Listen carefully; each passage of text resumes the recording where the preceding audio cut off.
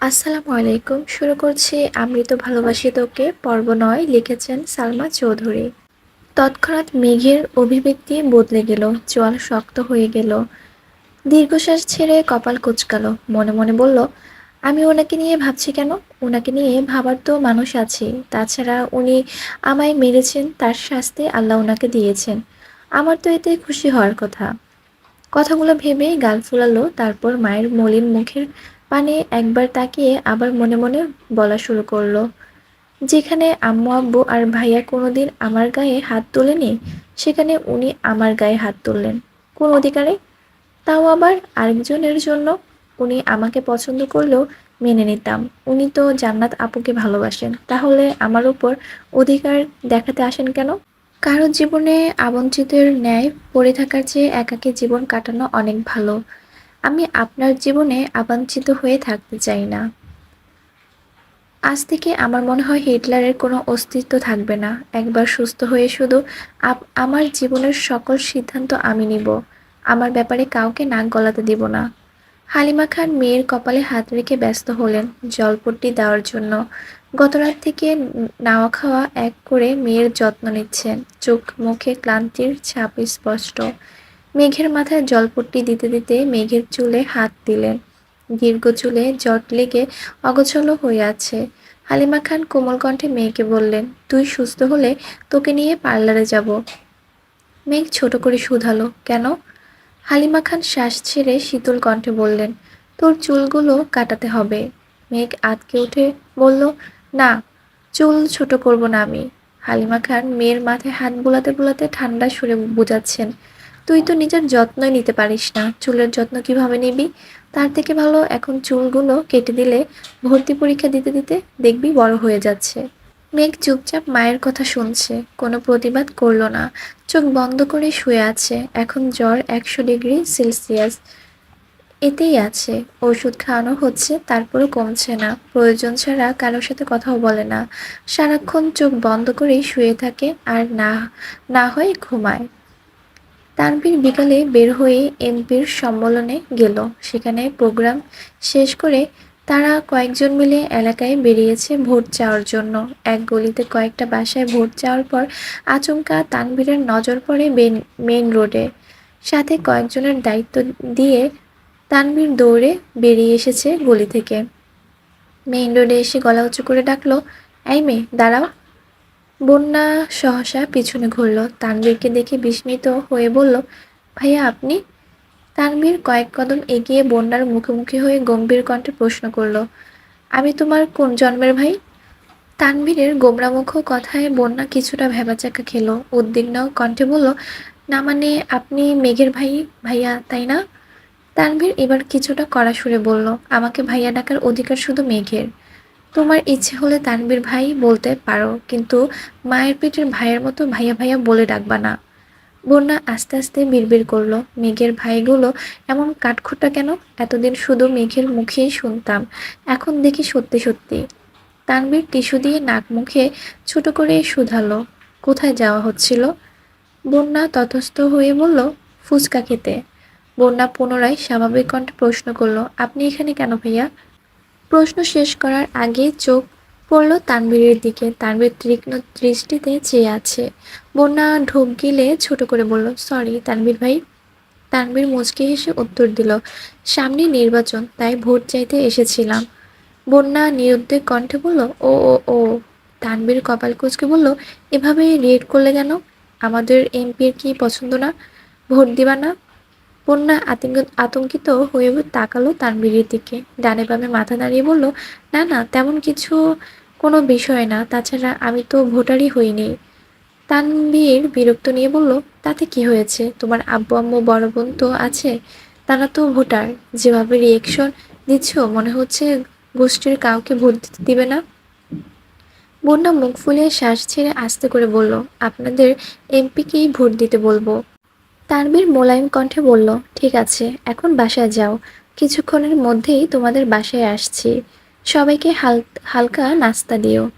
বন্যা চোখ গোল গোল করে চাইল, তারপর ছোট করে বলল, আমি ফুচকা খেতে যাচ্ছিলাম। তানভীর কণ্ঠ ভারী করে বলল, একদিন ফুচকা না খেলে কি মরে যাবে? বন্যা নির্বাক চোখে চেয়ে রইল। তানভীর গলা খাকারি দিয়ে পুনরায় বলে উঠল, ভেবো না তোমায় জোর করছি। সত্যি বলতে সম্মেলন থেকে সরাসরি এদিকে চলে আসছি। ওরা সকালের পর থেকে এখনো খায়নি কিছু।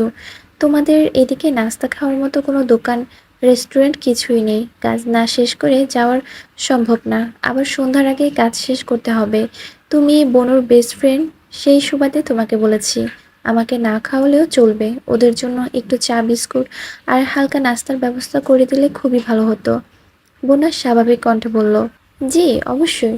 আমি বাসায় গিয়ে ব্যবস্থা করছি। আপনি সবাইকে নিয়ে বাসায় আসবেন প্লিজ। বন্যা পুনরায় প্রশ্ন করল, বাসা চিনেন? তানভীর উপর নিচ মাথা নাড়ালো। বন্যা আর কথা না বাড়িয়ে চুপচাপ বাসার দিকে হাঁটা দিল। বন্যাদের মধ্যবিত্ত পরিবার। বাবা সরকারি কর্মকর্তা। বন্যারা দুই বোন আর এক ভাই। বন্যার বড় বোনের স্নাতক শেষ, এখন চাকরির জন্য পড়াশোনা করছে আর বিভিন্ন চাকরির পরীক্ষা দিচ্ছে। বন্যার ছোট মেয়ে। তাছাড়া বন্যার একটা ছোট ভাইও আছে, এখন ক্লাস 8-এ পড়ে। নাম হচ্ছে রিয়েদ। বন্যা বাসায় গিয়ে আম্মুকে আর বোনকে বলে রান্নার ব্যবস্থা করেছে। কিছুক্ষণ সময়ের মধ্যেই নুডলস, পাকোড়া, ফিরনির সাথে চা বিস্কুট রেডি করে ফেলেছে। কিছুক্ষণ পর হাজির হলো সকলে। এলাকার সব বাড়িতে বলে শেষের দিকেই গিয়েছে বন্যাদের বাসায়। কলিং বেল চাপতেই কিছুক্ষণের মধ্যে বন্যা এসে দরজা খুলে দিল। তানভীর দুটা শপিং ব্যাগ এগিয়ে দিল বন্যার দিকে। সবাইকে বসতে বলে বন্যা ভিতরে চলে গেছে। বন্যার আম্মু সকলকে নাস্তা দিতে ব্যস্ত। বন্যার বোন কাজ শেষ করে আগেই নিজের রুমে চলে গেছেন। একটা শপিং ব্যাগ খুলতেই চোখে পড়ল পার্সেল করা ফুচকা। বন্যা আশ্চর্য নয়নে তাকিয়ে আছে আর বিড়বিড় করে বলছে, তানভীর ভাই আমার জন্য ফুচকা এনেছে। উনি কবে থেকে এত ভালো মানুষ হলেন? তারপর দ্বিতীয় শপিং খুলে দেখলো এতে আপেল, মালটা আরও কি কি ফল। বন্যাদের বাসায় টুকটাক নাস্তা করে বেরিয়ে পড়েছে সকলে। বন্যা রান্নাঘর থেকে বেরিয়ে মায়ের সাথে মেইন গেট পর্যন্ত এসে দাঁড়িয়েছে। তানভীর হাসিমুখে বন্যার মায়ের বিদায় নিল। তারপর বন্যার দিকে চেয়ে স্বাভাবিক কণ্ঠে বলল, তোমার বান্ধবী অসুস্থ, খোঁজ নিয়ে ওর আসছি। তারপর চুপচাপ বেরিয়ে চলে গেল তানভীর। তানভীর যাওয়ার পরপরই বন্যা রুমে এসে মেঘকে কল দিল। টানা দুবার কল বেজে শেষ হয়েছে। তৃতীয়বার রিসিভ হলো। বন্যা চিন্তিত সুরে শুধালো, তুই নাকি অসুস্থ, কি হয়েছে তোর? মেঘ জ্বরের ঘোরে কথা বলতে পারছে না, কাঁপা কাঁপা গলায় বলল, জ্বর। তোকে কে বলল? বন্যা স্বাভাবিক কণ্ঠে জবাব দিল, তানভীর ভাই আসছিল, উনিই বলে গেলেন। মেঘ কপাল কুঁচকে গলায় একটু জোর দিয়ে বলল, ভাইয়া তোদের এখানে গেছিল কেন? বন্যা বলল, আমাদের এলাকাতে ভোট চাইতে এসেছিল, আরও কয়েকজন ছিল। আমাদের বাসায় হালকা নাস্তা করে গেছেন আর তোর কথা বলে গেছেন। মেঘ ঠান্ডা কণ্ঠে বলল, ও আচ্ছা। বন্যা পুনরায় শুধালো, জ্বর কি বেশি? আর জ্বর কিভাবে বাঁধালি? মেঘ ভরাট শীতল কণ্ঠে উত্তর দিল, অনেক জ্বর, এমনিই উঠেছে। মেঘ মনে মনে ভাবছে, আবির ভাই থাপ্পড় মেরেছে, এটা কোনোভাবেই বন্যাকে বলা যাবে না। বন্যা উত্তেজিত কণ্ঠে বলল, বেবি শোন না। মেঘ জ্বরের ঘোরে বলছে, বল শুনছি। বন্যা দ্বিগুণ উত্তেজিত কণ্ঠে বলল, জানিস তোর ভাই তো আমার জন্য ফুচকা নিয়ে আসছে আজ। মেঘ এবার চোখ গোল গোল করে চাইল, গলা ছেড়ে বলল, কাহিনী কি পুরোটা বল। বন্যা এবার স্বাভাবিক কণ্ঠে সম্পূর্ণ ঘটনা খুলে বলল। সবটা শোনার পর মেঘের সোজাসাপটা উত্তর, শোন, আমার ভাই যতই রাগ দেখাক না কেন, দিন শেষে আমার পছন্দের সব জিনিস ভাইয়াই এনে দেয়। আবির ভাইয়ের মতো এত নিষ্ঠুর না। তাই ভবিষ্যতে আমার ভাইয়ার দিকে বাজে কথা বলবি না। বন্যা উদ্বিগ্ন কণ্ঠে বলল, আবির ভাইয়ের সাথে আবার কিছু হয়েছে নাকি?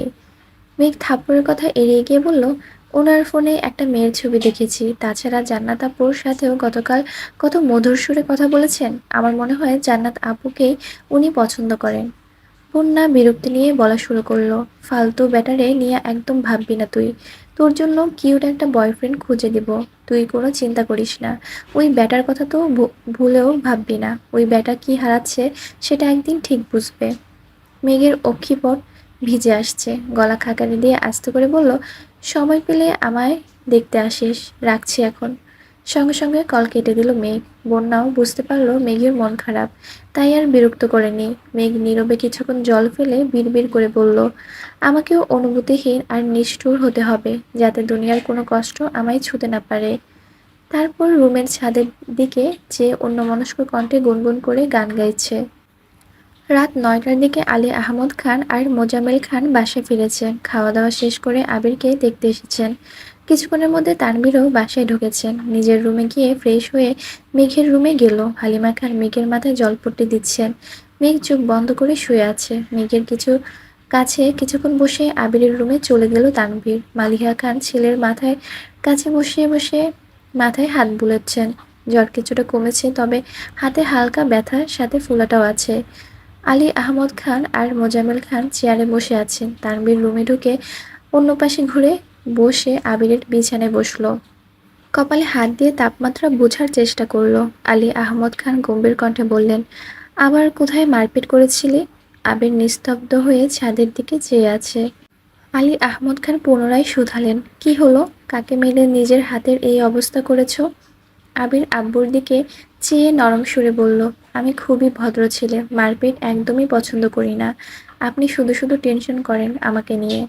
আবিরের ভাবের কথা শুনে তানভীর বিস্ময় চোখে চেয়ে আছে আর মনে মনে বলছে, বাহ ভাই বাহ, কি নাটকটাই না করছো। বলতেই হয়, আপনি গুরু, আমি শীর্ষ। বুদ্ধি আমার কম, আপনি বুঝাই দিলে বুঝিতে সক্ষম। মোজাম্মেল খান কঠিন সুরে বলে উঠলেন, মারপিট যদি নাই করবা তাহলে এই অবস্থা হলো কেন শরীরের? আবির আমতা আমতা করে বলল, রাস্তায় কিসের সাথে ধাক্কা লেগে কেটে গিয়েছিল। তানভীর মিটিমিটি হাসছে আর মনে মনে বিড়বিড় করছে, আহারে বেচারা ভাই আমার। আলী আহমদ খান বিরক্ত সুরে বললেন, আগেই বলেছিলাম বাইক না কিনতে, তিনটা প্রাইভেট কার থাকার পরও তোমাদের হয় না। আজকে যদি গাড়িতে চলাচল করতে তাহলে বৃষ্টিতে ভিজতে হতো না, হাতের এই অবস্থা হতো না, আর এখন এইভাবে জ্বরে পড়ে থাকতো না। শ্বাস ছেড়ে আবার কথা বলা শুরু করলো, ঠিকই তো, তোমার বন্ধু সেদিন এসে তোমার কোম্পানির ওপেনিং ডের ইনভাইটেশন দিয়ে গেল। তুমি আদমরা হয়ে পড়ে থাকলে ওপেন কে করবে? আবির ছোট করে বলল, আমিই করব। কপাল কুঁচকে আলী আহমদ খান হুংকার দিয়ে বললেন, এসব ভণ্ডামি বাদ দিয়ে কাজে মনোযোগ দাও। মারপিট করে জীবনে কিছু করতে পারবে না, শুধু শত্রুর সংখ্যাই বাড়বে। কোম্পানি শুরু করার অনুমতি চেয়েছো, অনুমতি দিয়েছি। এখন যদি কোম্পানির কাজের বাইরে নিজের মর্জি মতো চলো তাহলে আমাকেও কঠোর হতে হবে, এই আমি বলে রাখলাম। মালিহা খান কোমল কোমল কণ্ঠে বললেন, ও তো বলল মারপিট করেনি। আলী আহমদ খান গম্ভীর কণ্ঠে বলে উঠলেন, তোমার ছেলের বয়সটা আমি পার করে এসেছি। কোন কারণে কি হতে পারে সে সম্পর্কে আমার সম্পূর্ণ ধারণা আছে। একটা সময় রাজনীতি আমিও করেছি, রাজনীতির জন্য কত কত জায়গায় আমিও মারপিট করেছি। কি লাভ হয়েছে তাতে? দিন শেষে সব ছেড়ে ব্যবসা শুরু করতে হয়েছে। তোমার ছেলেকে সময় থাকতে বুঝাও, এসব ঝামেলায় না জড়িয়ে কাজে মন দিতে। আলী আহমদ খানের কথা শুনে আবির, তানভীর আর মালিহা খান তিনজনই বিস্ময়কর দৃষ্টিতে তাকিয়ে রইল। কিছুক্ষণ পর মালিহা খান নরম সুরে বলে উঠলেন, আপনার রক্তই তো পেয়েছে। বড় আম্মুর কথা শুনে তানভীর ফিক করে হেসে উঠল। আলী আহমদ খান বিরক্ত হয়ে বললেন, তোমার ছেলেকে লাই দিয়ে দিয়ে মাথায় তুলেছ, তুলো তুলো, আমার সমস্যা নেই, একদিন শুধু আমার কানে ওর মারপিটের খবর আসুক। কথা না শেষ করেই রাগে ফুঁসতে ফুঁসতে চলে গেলেন আলী আহমদ খান। তানভীর নিঃশব্দে হেসেই চলেছে। মোজাম্মেল খান কঠিন সুরে বলে উঠলেন, এত হেসে লাভ নেই, রাজনীতি করার অনুমতি পেয়েছো বলে যা তা করে বেড়াবে তা কিন্তু সহ্য করব না আমরা। তোমাদের দুই ভাইকে সাবধান করে দিচ্ছি, এই বাড়িতে থাকতে গেলে বাধ্য ছেলের মতোই থাকতে হবে। মোজাম্মেল খানও বেরিয়ে গেছেন। মালিহা খান ছেলের মাথায় হাত বুলাতে বুলাতে বললেন, তুই এত বছর বাইরে ছিলি, এখানে কার সাথে ঝামেলা করিস? আবির কপাল কুঁচকে তাকালো মায়ের দিকে, কণ্ঠ ভারী করে বলল, আম্মু, তুমি অন্তত এসব কথা বলো না। আমি মারপিট করিনি, এমনি কেটে গেছে, এত চিন্তা করো না তো। আমির শ্বাস ছেড়ে আবার বলল, বিশ্বাস না করলে তোমার সামনে তানভীরকে জিজ্ঞেস করছি, কি রে তানভীর, আমি কি মারপিট করি? আবিরের এরকম প্রশ্নে ভ্যাবাচ্যাকা খেলো তানভীর। কিছুটা নড়েচড়ে হাসি চেপে বলল, না, একদমই না। ভাইয়ার মতো নিষ্পাপ একটা শিশু কি মারপিট করতে পারে? বড় আম্মু, তুমি শুধু শুধু চিন্তা করছো। মালিহা খান কিছু বলার আগেই আবির বলে উঠল, আম্মু, তুমি এখন আব্বুর কাছে যাও, রাগে ফুঁসতেছে মনে হয়, তুমি ওনাকে সামলাও গিয়ে, আমি ঠিক আছি, সমস্যা হলে কল দেবনে। মালিয়া খানও ছেলের কথা মতো বেরিয়ে মেঘকে দেখে চলে গেলেন নিচে। আবির মোলায়েম কণ্ঠে তানভীরকে শুধালো, মেঘ কেমন আছে? তানভীর স্বাভাবিকভাবেই উত্তর দিল, শরীরের তাপমাত্রা তো কমেছে, ঘুমাচ্ছে, দেখে আসলাম। আম্মু বলল বিকেলে একটু নাকি কমেছিল জ্বর। আবিরের চেহারায় চিন্তিত ভাব স্পষ্ট বোঝা যাচ্ছে। তানভীর কিছুটা তপ্ত সুরে বলল, নিজেকে আহত করে কি লাভ হলো? দিব্যি দুজন দুই রুমে পড়ে অসুস্থতায় ভুগছ। তুমি সুস্থ থাকলে তো বনুর কেয়ার করতে পারতা। আবির চুপচাপ শুয়ে আছে, কিছুই বলছে না। আবিরকে নীরব থাকতে দেখে তানভীর ছোট করে শুধালো, ব্যথা কি কমেছে হাতের? আবির গম্ভীর কণ্ঠে উত্তর দিল, কিছুটা। তানভীর পুনরায় প্রশ্ন করলো, খেয়েছো ভাইয়া? আবির সঙ্গে সঙ্গে উত্তর দিল, হ্যাঁ। আবির হঠাৎই তীক্ষ্ণ দৃষ্টিতে চেয়ে তানভীরকে প্রশ্ন করলো, কোথায় যাবি বলেছিলি? গেছিলি? কি খাওয়ালো? তানভীর হাসি মুখে উত্তর দিল, নাস্তা খাইয়েছে। তানভীর শান্ত সুরে বলল, রেস্ট নিবা? লাইট অফ করে দেব? আবির উপর নিচ মাথা নাড়ল শুধু। তানভীর লাইট অফ করে বেরিয়ে গেছে। ঘণ্টাখানেক পর আবির কোনোরকম উঠে নিজের রুম থেকে বেরিয়ে ধীর গতিতে মেঘের রুমে এসেছে। হালিমা খান কোনো কারণে নিচে গেছে। বারান্দার লাইটের আলোতে পরিষ্কার দেখা যাচ্ছে মেঘ গভীর ঘুমে মগ্ন। 24 ঘন্টার জ্বরে অষ্টাদশীর মুখমণ্ডল মলিন হয়ে আছে। মেঘের ঘুম বরাবরই খুব গভীর। বাড়িতে বড়সড় দুর্ঘটনা হলেও ঘুমিয়ে থাকলে মেঘ কিছুই বলতে পারবে না। এখন তো জ্বর, তারপরও ওষুধের প্রভাবে সারাদিন সারা রাত শুধু ঘুমায়। আবির বিছানার পাশে মেঘের কাছাকাছি এসে বসেছে। বাম হাত এগিয়ে দিল অষ্টাদশীর কপাল বরাবর। জ্বরের তীব্রতা বুঝতে পেরে দীর্ঘশ্বাস ফেলল। অষ্টাদশীর চুলে হাত বুলাতে বুলাতে বিড়বিড় করে বলল, আল্লাহ, ওর সব ব্যাধি আমায় দাও, তবুও ওকে তুমি সুস্থ করে তুলো প্লিজ। ওর এই অসুস্থ সহ্য করার ক্ষমতা আমার নেই। কিছুটা সময় নিস্তব্ধ হয়ে চেয়ে রইল অষ্টাদশীর ক্লান্ত বদনে। মনে মনে কত শত ভাবনার যেন বাঁধ ভেঙে ছুটোছুটি করছে।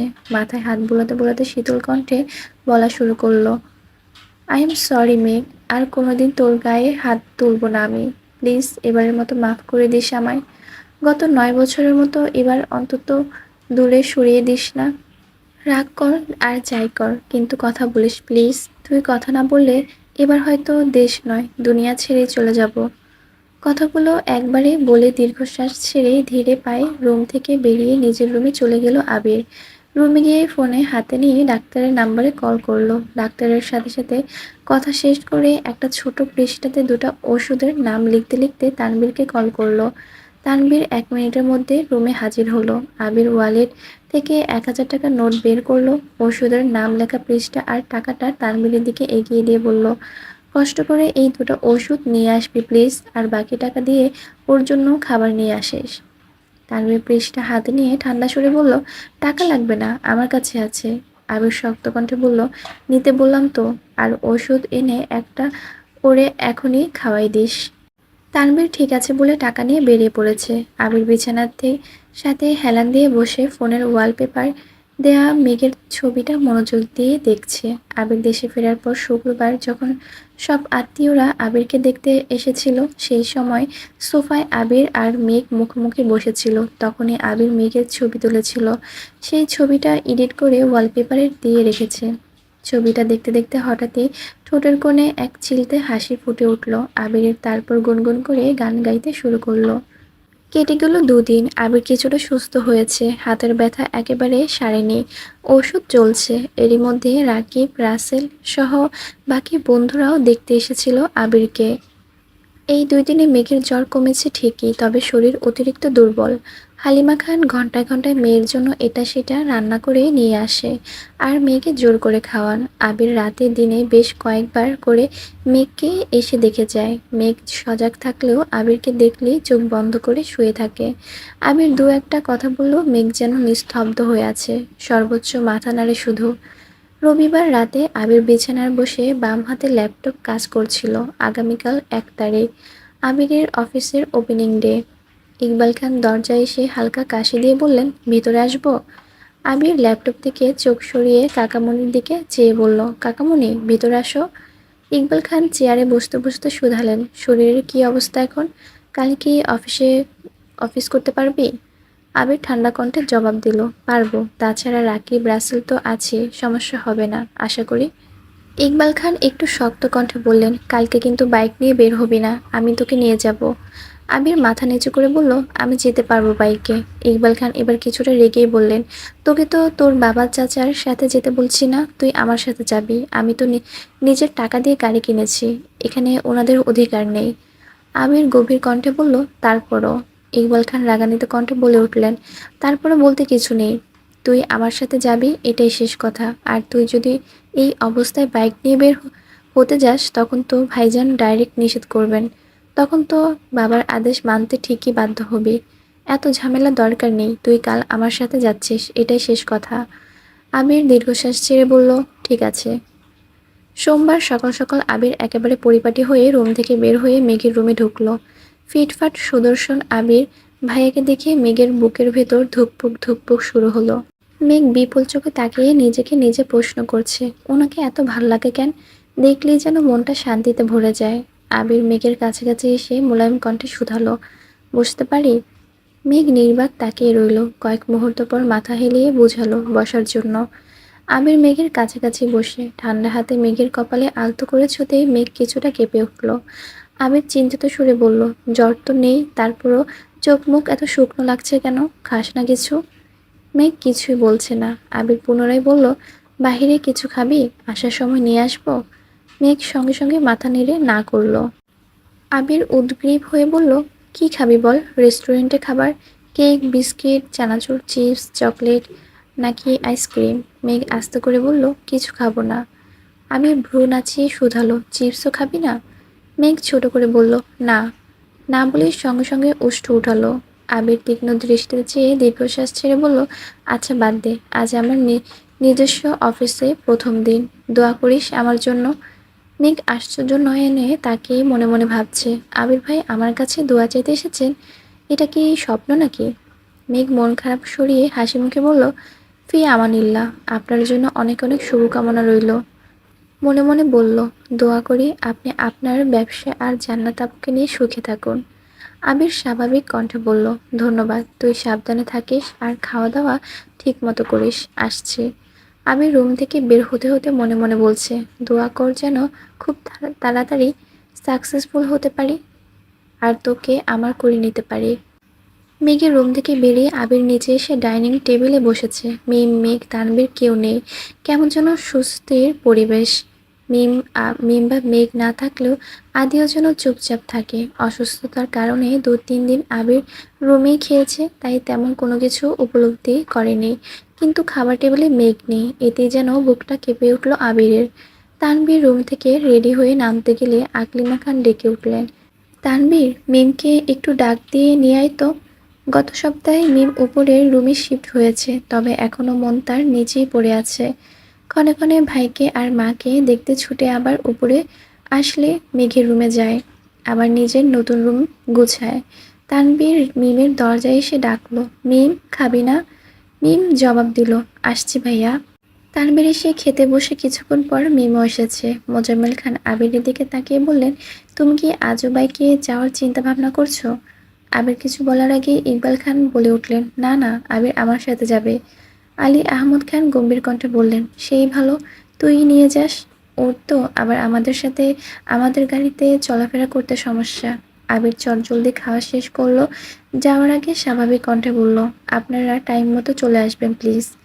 তানভীরের দিকে চেয়ে বলল, তুই কি এখন যেতে পারবি? তানভীর জবাব দিল, একটু পরে যাই। আবির শান্ত সুরে বলল, ঠিক আছে, তাড়াতাড়ি চলে আসিস। আর বাইকের চাবি রুমে আছে, নিয়ে আসিস। তানভীর হাসি মুখে মাথা নাড়ালো। আলী আহমদ খান, মোজাম্মেল খান, ইকবাল খান থেকে শুরু করে রাকিব, রাসেল ও আব্বু চাচ্ছু যারা ছিলেন তারা সকলেই এসেছেন। অফিসের কলিগরাও সহ সকলের দুপুরের খাওয়ানো হয়েছে।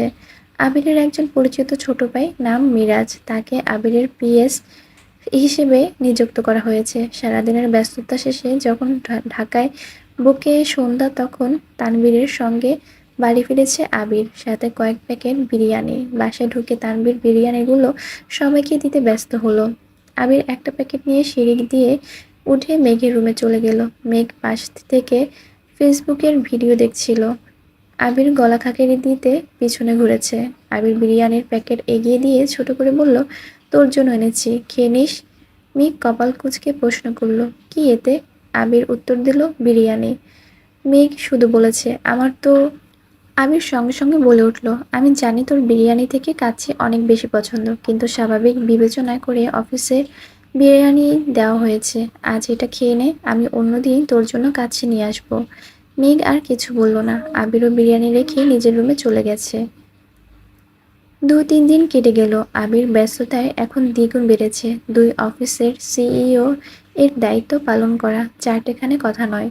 তারপরও কোনো কাজের ফাঁকি দেয় না ছেলেটা। নিজেকে প্রতিষ্ঠিত করার ঝোঁক মাথা নাড়াচাড়া দিয়ে বসেছে। শত ব্যস্ততার মাঝেও প্রতিদিন ফজরের নামাজ পড়ে বাসায় ফিরে নিজের ভালোবাসার মানুষটাকে ঘুমন্ত অবস্থায় দেখে যায়। হালিমা খান ইদানীং মেঘের সাথে থাকায় আবিরের সুবিধা হয়েছে। হালিমা খান ফজরের নামাজ পড়তে নিজের রুমে চলে যান, তারপর রান্নার ব্যবস্থা করেন। এই ফাঁকে আবির মেঘকে দেখে ছাদে চলে যায়। ২-৩ বার যাবৎ বাসায় ফেরার সময় মেঘের জন্য এটা সেটা খাবার কিনে নিয়ে আসে। একদিন মেঘের জন্য চিপস কিনতে গিয়ে মহা মুসিবতে পড়ে গেল আবির। আবির দোকানদারকে বলেছে, চিপস দেন। দোকানদার জিজ্ঞেস করেছে, কোনটা দিব? কম করে হলেও ২০-৩০ জাতের চিপস। আবির হাঁ হয়ে তাকিয়ে আছে। মেঘের পছন্দের ২টা চিপসের নাম আবির জানত, কিন্তু অন্য কোনো কোম্পানির চিপস পছন্দ করে তা আবির অজানা ছিল। তাই দোকান থেকে সব ব্র্যান্ডের চিপস ২টা করে মোটামুটি ১ বস্তা চিপস নিয়ে মেঘের রুমে হাজির হলো। ভাগ্যিস সময়টা তখন বিকেল ছিল, ড্রয়িং রুমে কেউ ছিল না। এত চিপস দেখে মেঘ অগার মতো চেয়ে থেকে শুধালো, আপনি কি চিপসের ব্যবসা শুরু করেছেন? আবির স্বভাব সুলভ গম্ভীর কণ্ঠেই উত্তর দিলেন, তোর পছন্দের চিপস কোনগুলো বের কর। এত এত চিপসের ভিড় থেকে ৫টা পছন্দের চিপস বের করে বলল, এগুলোই আমার পছন্দ। আবির ভারী কণ্ঠে বলল, বাকিগুলো টেস্ট করতে পারিস, ভালো লাগলে পছন্দ লিস্ট বাড়াবি, আর ভালো না লাগলে মিম আর আদিকে দিয়ে দিস। বৃহস্পতিবার সকালে আবির অফিসে যাওয়ার পথে মিমকে ডেকে ছাদের চাবি দিয়ে বলল, মেঘের শরীর ভালো থাকলে ওরে নিয়ে একটু ছাদে যাস। মিম চাবি নিয়ে উত্তর দিল, ঠিক আছে ভাইয়া। আবির অফিস থেকে ফেরার পথে মেঘের কোচিং আর টিউশন থেকে এই ১ সপ্তাহ সকল নোট আর পরীক্ষার প্রশ্নগুলো এনে মেঘের রুমে দিয়ে গেল। মিম আর মেঘ ছাদে ঘুরে ঘুরে ফুল গাছগুলো দেখছিল। নয়নতারা কুড়িয়ে ২ বোন ২টা কানে গুজে কয়েকটা ছবি তুলেছে, আর সে এটা সেটা হাজারো গল্প করছে। ১ সপ্তাহে মেঘের শরীরটা কিছুটা সুস্থ হয়েছে, তবে মায়ের ঘন্টায় ঘন্টায় আনা খাবার খেতে হচ্ছে। আবিরও এটা সেটা নিয়ে আসে। মোজাম্মেল খান অথবা আলী আহমদ খান রুটি, কলা, ফল নিয়ে আসে। তানভীর রাতে ফেরার সময় যা চোখের সামনে পড়ে তাই নিয়ে আসে। খেতে খেতে আর শুয়ে থাকতে থাকতে ক্লান্ত হয়ে গেছে। বেশ খানিকটা সময় ছাদে ঘোরাঘুরি করে নিচে এসে যার রুমে চলে যায়। মেঘ রুমে ঢুকতে চোখ পড়ল টেবিলের উপর রাখা প্রশ্ন আর শিটের দিকে। এগুলো নিয়ে উল্টে পাল্টে দেখলো, বুঝতে বাকি নেই যে এগুলো আবির ভাই এনেছে। মেঘ সন্ধ্যা পরে পড়তে বসেছে। অসুস্থতার ফলে ১ সপ্তাহ যাবৎ বই নিয়ে বসতেই পারছিলেন না মেয়েটা। কিছুক্ষণ পর পড়াশোনা করে আবির ভাইয়ের আনা প্রশ্নগুলো দিয়ে পরীক্ষা দিয়ে নিজের অবস্থান চেক করছিলেন। প্রতি শুক্রবারের ন্যায় এই শুক্রবারটাও ভালোভাবেই কাটলো সকলের। আবির আসরের নামাজ পড়ে করিডোর দিয়ে নিজের রুমের দিকে যাচ্ছিল। হঠাৎই সামনে পড়ল মেঘ। একটা স্কাই ব্লু কালারের জামার সাথে সাদা ওড়না গলায় পেঁচিয়েছে, হাতে একটা পার্স নিয়ে খোলা চুলে বের হচ্ছে রুম থেকে। স্ট্রেট লম্বা চুলগুলোর আগা হাঁটু ছুঁই ছুঁই। আবির ক্ষুদ্র চোখে তাকিয়ে রইল অষ্টাদশীর পানে। মেঘ রুম থেকে বেরিয়েই মুখোমুখি হলো আবির ভাইয়ের। সাইড কেটে চলে যেতে চাইলে আবির প্রশ্ন করে উঠল, এভাবে চুল ছিঁড়ে কোথায় যাচ্ছিস? মেঘ মাথা নিচু করে ছোট্ট করে উত্তর দিল, পার্লারে। আবির কপাল কুঁচকে শুধালো, কেন? মেঘ মাথা নিচু করে পুনরায় উত্তর দিল, চুল কাটাতে। আবির এবার তীক্ষ্ণ দৃষ্টিতে তাকিয়ে বলল, তোকে চুল কাটার অনুমতি কে দিয়েছে? মেঘ একদমে বলে ফেলল, আম্মু বলেছে আমি নাকি চুলের যত্ন নিতে পারি না, তাই কাটাতে যাচ্ছি। আবির গম্ভীর কণ্ঠে প্রশ্ন করল, মামুনি বলেছে? মেঘ উত্তর দিল, জি। আবির ভিতরে ভিতরে রাগে ফুঁসছে, কণ্ঠ দ্বিগুণ ভারী করে জানালো, চুল কাটাবি ভালো কথা, কিন্তু চুল কোমরের উপরে যেন না ওঠে। মেঘ অন্যদিকে মুখ করে অভিমানী সুরে বলল, আমার চুল আমি কাটাবো, কারো অভিমানের প্রয়োজন নেই। আবির দাঁতে দাঁত চেপে দীর্ঘশ্বাস ফেলে কড়া সুরে বলল, চুল কোমরের ১ ইঞ্চি উপরে উঠলে তোর খবর আছে। কথাটা বলা শেষ করা মাত্রই আবির দ্রুত পায়ে নিজের রুমের দিকে চলে গেল। অষ্টাদশী স্ট্যাচুর মতো দাঁড়িয়ে বিড়বিড় করে বলল, আমার চুল আমি যা ইচ্ছা তাই করব। আপনার কথা আমি কেন শুনবো? আপনি আপনার প্রিয়তমার উপর অধিকার খাটান গিয়ে, আমার উপর অধিকার খাটাতে আসবেন না। কথাগুলো একদমই বলে সিঁড়ি দিয়ে নেমে মায়ের রুমে চলে গেল। হালিমা খান মেয়েকে নিয়ে বাসার কাছেই একটা পরিচিত পার্লারে গিয়েছেন। হালিমা খান বলেছিলেন কাঁধের নিচ পর্যন্ত কেটে ফেলতে, কিন্তু মেঘের মন টানছে না। চুলের প্রতি যেন তার বড্ড বেশি মায়া। মায়ের কথা চুল কাটতে রাজি হয়েছে সেই অনেক। হালিমা খানের জোরাজুরিতে মেঘ পিঠ পর্যন্ত চুল কাটতে রাজি হয়েছে। পার্লারের মহিলারা যখনই চুল কাটার জন্য কাঁচি হাতে নিল, ততক্ষণেই মেঘের মনে পড়ে গেল আবির ভাইয়ের বলা কথাটা। মেঘ মনে মনে ভাবল, না না, আবির ভাইয়ের উপর কোনো বিশ্বাস নেই। চুল ছোট করলে যদি ওই দিনের চেয়েও বেশি জোরে মারে, তাহলে তো আমি মরেই যাব। থাক বাবা, এই ফালতু ব্যাটার মার খেয়ে অকালে জীবন ত্যাগ ত্যাগ করতে চাই না। আর কিছুদিন জীবনটা উপভোগ করে নেই। সঙ্গে সঙ্গে মেঘ চিৎকার দিয়ে উঠল। মেয়ের আচমকা চিৎকারে হালিমা খান কিছুটা ভড়কে গেলেন। চিন্তিত হয়ে জিজ্ঞেস করলেন, কি হয়েছে তোর? এভাবেই চিৎকার করছিস কেন? মেঘ নিরুদ্বেগ কণ্ঠে বলল, কোমর পর্যন্ত কাটবো চুল। হালিমা খান কিছুটা বিরক্ত হয়ে বললেন, কোমর পর্যন্ত কাটলে আর কি হবে? সেই তো বড়ই থাকবে। মেঘ মন খারাপ করে উত্তর দিল, তারপরও কোমর পর্যন্তই কাটবো, আর ছোট করব না, প্লিজ আম্মু। হালিমা খানও আর জোর করলেন না। মেয়ের কথা মতো কোমর পর্যন্ত কাটালো হলো। কাজ শেষ করে সন্ধ্যার আগে আগে বাসায় ফিরেছে মা মেয়ে। আবির ড্রয়িং রুমে সোফায় বসে কফি খাচ্ছিল। কাউকে ঢুকতে দেখে চোখ তুলে এক পলক তাকালো। মেঘকে দেখে দৃষ্টি স্থির হলো। মেঘের চুল দেখার জন্য তীক্ষ্ণ দৃষ্টিতে চেয়ে রইল। মেঘ সিঁড়ি দিয়ে ওঠার পরে আবির ভাইয়ের দিকে তাকিয়ে ভেঙচি কেটে দ্রুত পায়ে উঠে নিজের রুমে চলে যাচ্ছে। মেঘ কোমর পর্যন্ত চুল দেখে আবির মাথা নিচু করে মুচকি হাসলো। আবির কফি শেষ করে বাসা থেকে বেরিয়ে পড়েছে। প্রতি শুক্রবারের মতো মাগরিবের নামাজ পড়ে বন্ধুদের সাথে আড্ডা দিতে চলে গেছে। বাসায় ফিরতে ফিরতে 11টায় বেজে গেছে। শনিবার ডাইনিং টেবিলে নাস্তা করেছিল সকলে। তখনই মেঘ নেমে আসছে। চঞ্চল পায়ের নূপুরের ঝনঝন শব্দে আবির চাইল সিঁড়িতে। চুল ছোট করাতে যেন অন্যরকম সুন্দর লাগছে আর তার অষ্টাদশীকে। কোমরে পড়া চুলগুলো হাঁটার সঙ্গে সঙ্গে এদিক সেদিক নড়ছে। আবির সঙ্গে সঙ্গে দৃষ্টি নামিয়ে খাওয়ায় মনোযোগ দিল। মেঘ কাছাকাছি আসতেই আলী আহমদ খান প্রশ্ন করলেন, এখন শরীর কেমন? মেঘ এক পলক তাকিয়ে হেসে উত্তর দিল, আলহামদুলিল্লাহ, ভালো বড় আব্বু। তানবীর কয়েক সেকেন্ড তাকিয়ে প্রশ্ন করল, চুল কাটছিস নাকি? এবার যেন সকলের দৃষ্টি মেঘের চুলের দিকে গেল। কেউ কিছু বলল না। মেঘ ছোট করে উত্তর দিল, হ্যাঁ।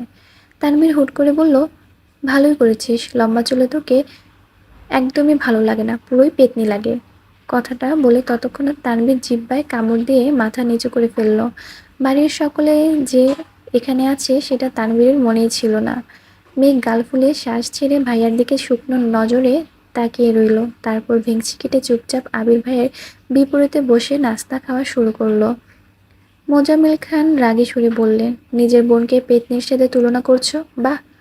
তৎক্ষণিক আলী আহমদ খান খাবার শেষ করে উঠে গেছেন। ইকবাল খান হাসি মুখে বললেন, তানভীর মজা করে বলেছে, বাদ দাও তো ভাইয়া। মোজাম্মেল খান কঠিন সুরে বললেন, আমার মেয়েকে নিয়ে কেউ যেন এরকম মজা আর না করে। আমার মেয়ের তুলনা শুধু পরীর সঙ্গেই সম্ভব। কথাটা বলেই মোজাম্মেল খান রাগে ফুঁসতে ফুঁসতে চলে যাচ্ছেন। এদিকে বাবার কথায় খুশিতে মেঘ সশব্দে হেসে উঠল। বাবার চাওয়ার দিকে তাকিয়ে তানভীর বিড়বিড় করে বলল, পেতনি তো তবুও গাছে থাকে, পরী হয়ে কোন দেশ বিদেশে ঘুরবে, তখন তো খুঁজেও পাবে না। ইকবাল খান কিছুটা হেসে স্বাভাবিক কণ্ঠে বলল, ভাইয়ার সামনে এসব উল্টাপাল্টা মজা করিস না, এসব মজা ভাইয়া নিতে পারে না। তানভীরও আর কথা বাড়ালো না। ইকবাল খান খাবার খেয়ে উঠে পড়েছেন। আবির যেন নীরব দর্শক। এক হাতে ফোনে কি যেন চেক করছেন, অন্য হাতে খাবার খাচ্ছেন। মেঘও মনোযোগ দিয়ে খাবার খেতে ব্যস্ত। মিম হঠাৎই বলে উঠল, আপু জানো কি হয়েছে? মেঘ ঘাড় ঘুরিয়ে মিমের দিকে তাকিয়ে বলল, কি হয়েছে? আবির ফোন থেকে দৃষ্টি সরিয়ে মিমের দিকে চাইল। মিম আবিরকে দেখে ঢোক গিলে ছোট করে বলল, পরে বলবো নে। মেঘ বলে উঠল, কি হয়েছে বল। আবির মেঘের দিকে তাকিয়ে থমথম কণ্ঠে বলল, চুপচাপ খেতে পারিস না? খেতে বসে এত কথা কিসের? মেঘ আর মিম দুজনেই মাথা নিচু করে চুপচাপ খাচ্ছে। আবিরও খাবার শেষ করে বেসিনে চলে গেল। ততক্ষণে মালিহা খান ডাইনিং টেবিলের কাছে এসে শুধালেন, তোদের কি আর কিছু লাগবে? মেঘ উদ্গ্রীব হয়ে প্রশ্ন করল, আচ্ছা বড় আম্মু, তোমার ছেলের জন্মের পর কি মধু খাওনি? মালিয়া খান হেসে উঠলেন। আবির বেরিয়ে যেতে যেতে রাগ ভাসী কণ্ঠে বলল, মধুতে ভেজাল ছিল, তাই খাইনি। মেঘ আশ্চর্য নয়নে সহসা ঘাড় ঘোরালো, কিন্তু ততক্ষণে আবির মেইন গেট পেরিয়ে বেরিয়ে গেছে। মেঘ পুনরায় মালিহা খানের দিকে চাইল। মালিয়া খান হাসি থামিয়ে বললেন, আবিরকে সত্যি মধু দেওয়া হয়নি। আবিরের জন্মের সময় আমার অবস্থা অনেক খারাপ ছিল। তখন বাড়িতে দুজন ডাক্তার ছিল, কখন কি সমস্যা হয় সেজন্য। আর ডাক্তাররা কি মধু খেতে দিবে নাকি? বারবার নিষেধ করা হয়েছে, কোনো প্রকার মধু পানি খাওয়ানো যাবে না। আর তোর আব্বু, বড় আব্বুর এখন কি দেখছিস? আবিরের জন্মের সময় ছেলেকে রেখে এক চুলও কোথাও নড়েনি। ডাক্তার যা যা বলেছে সেভাবেই সে সব করেছে। মেঘ মালিহা খানের দিকে তাকিয়ে নিরেট কণ্ঠে বলল, এই জন্যই তোমার ছেলে এমন কাঠখোট্টা। মালিহা খান স্বাভাবিক কণ্ঠে বললেন, আবির ছোটবেলায় এমন ছিল না। বিদেশে যাওয়ার আগে থেকেই কেমন জানি হয়ে গেছে। দেশে ফিরে তো আরো গম্ভীর হয়ে গেছে। সেসব কথা বাদ দে, তোরা তাড়াতাড়ি খেয়ে পড়তে বস গিয়ে, যা। সারাদিন শেষে রাতের বেলা মেঘ পড়ছিল। পড়তে পড়তে হঠাৎই জান্নাত আপুর কথা মনে পড়ল।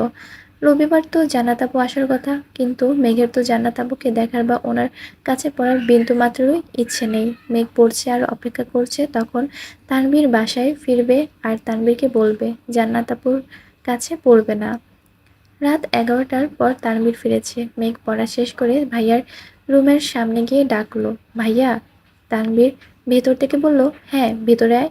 মেঘ রুমে ঢুকে বিছানার পাশে দাঁড়িয়ে আছে। তানভীর বোনের দিকে চেয়ে প্রশ্ন করলো, কিছু বলবি? মেঘ কোমল কণ্ঠে বলল, একটা কথা বলতাম। তানভীর স্বাভাবিকভাবেই বলল, হ্যাঁ বল। মেঘ নির্দ্বিধায় বলে ফেলল, জান্নাত আপুর কাছে আমি আর পড়বো না ভাইয়া, তুমি ওনাকে না করে দিও। তানভীর চিন্তিত কণ্ঠে শুধালো, কেন, কোনো সমস্যা? মেঘ মাথা নিচু করে বলল, সমস্যা না, এমনি পড়বো না। তানভীর গলা খাকারি দিয়ে বলল, বোনো, এটার সমাধান আমি দিতে পারবো না, তুই ভাইয়ার সাথে কথা বলিস। মেঘ বিরস কণ্ঠে বলল, তুমিই তো জান্নাত আপুকে এনেছিলে, তাহলে তুমি নিষেধ করে দিও। আমি ওনার সাথে কথা বলতে পারবো না। তানভীর এবার ঠান্ডা কণ্ঠে বলে উঠল, আমার কাছে জান্নাত আপুর নাম্বার নেই, ভাইয়ার কাছে আছে। তাছাড়া ভাইয়ার কথায় জান্নাত আপু তোকে পড়াতে আসছেন, তুই না পড়তে চাইলে ভাইয়াকে বলিস। ভাইয়া যা সিদ্ধান্ত নিবে তাই হবে। এই বিষয়ে কথা বলার অধিকার আমার নেই। তোর জন্য অন্য কথা থাকলে বল। মেঘের মনের ভিতরে সুপ্ত ক্রোধ যেন মাথায় উঠে গেছে। চোখ মুখ লাল হয়ে যাচ্ছে। আর কোনো কথা না বলে রেগে ফুঁসতে ফুঁসতে নিজের রুমের দিকে চলে গেল। এত বছর তো তানভীরই মেঘের সকল সিদ্ধান্ত নিয়েছে, তবে আজ কেন আবির ভাইকে সিদ্ধান্ত নিতে হবে, এটা মেঘ কোনোভাবেই মানতে পারছে না। কিন্তু অষ্টদশী তো জানে না, গত 7 বছর যাবৎ আবিরের সিদ্ধান্ততেই তানভীর সব কিছু করেছে। সকালবেলা ঘুম থেকে উঠেই মেঘ রুমে পায়চারি করছে। আবির ভাইকে কিভাবে বলবে, কি বলবে তাই ভেবে পাচ্ছে না। আজ না আবার থাপ্পড় দিয়ে বসেন। তৎক্ষণাৎ নিজেকে নিজে সাহস দিয়ে বলে, তুই কি এত দুর্বল নাকি? দীর্ঘ সময়ের পায়চারির মেঘের নাকের ডগায় বিন্দু বিন্দু ঘাম জমে গেছে, যা মুক্তার ন্যায় চিকচিক করছে। বুকে সাহস নিয়ে অষ্টাদশী নিজের রুম থেকে বেরিয়ে করিডোর দিয়ে আবিরের রুমের দিকে পা বাড়ালো। আবির শার্টের স্লিভ ফোল্ড করতে করতে নিজের রুম থেকে বের হচ্ছিল। হঠাৎ মেঘকে দেখে সেখানেই দাঁড়িয়ে পড়ল। মেঘ এক মুহূর্তের জন্য সবকিছু ভুলে আবির ভাইয়ের দিকে নিষ্পলক তাকিয়ে রইল। ছাই রঙের একটা শার্ট ইন করে পরা, চোখের সানগ্লাস, ক্রাশ খাওয়ানো সেই লুকে দাঁড়িয়ে আছে আবির ভাই। সে তো জানে না এই সুদর্শন লুকে ছোট্ট অষ্টাদশীর মনের মণিকোঠায় ব্যথা অনুভব হয়। মেঘের অভিমুখ চাইল আবির। নাকের ডগায় জমে থাকা ঘাম যেন আবিরের দৃষ্টিকে টানছে। মেঘের শান্ত অস্থির নয়নজোড়ার দিকে তাকিয়ে আবির মনে মনে বলল, এই চোখে শুধু আমার সর্বনাশ দেখি। মেঘের অভিব্যক্তি বদলাতে সময় লাগলো না। মাথা নিচু করে বুক ফুলিয়ে শ্বাস নিয়ে বলল, আপনার সাথে আমার কথা আছে। আবির স্বভাব সুলভ ভারী কণ্ঠে বলল, বল। মেঘ নীরের কণ্ঠে বলল, আমি জান্নাত আপুর কাছে পড়বো না। মনের ভিতরে সুপ্ত ক্রোধটা এক নিমেষে প্রকাশ করে ফেলল।